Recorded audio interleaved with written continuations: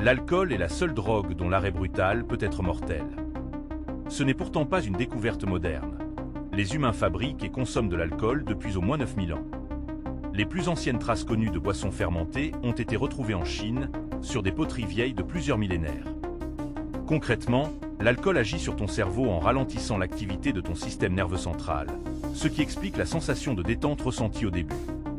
Mais ton foie ne peut traiter qu'une quantité limitée d'alcool par heure, littéralement une unité standard environ. Tout le reste continue de circuler dans ton sang, et donc d'affecter ton cerveau, en attendant d'être filtré. C'est aussi pour cette raison que la gueule de bois n'est pas qu'une question de déshydratation. L'alcool perturbe aussi ton sommeil profond et irrite directement la paroi de ton estomac. Historiquement, l'alcool a souvent été plus sûr à boire que l'eau elle-même, à une époque où l'eau potable propre était rare dans certaines villes.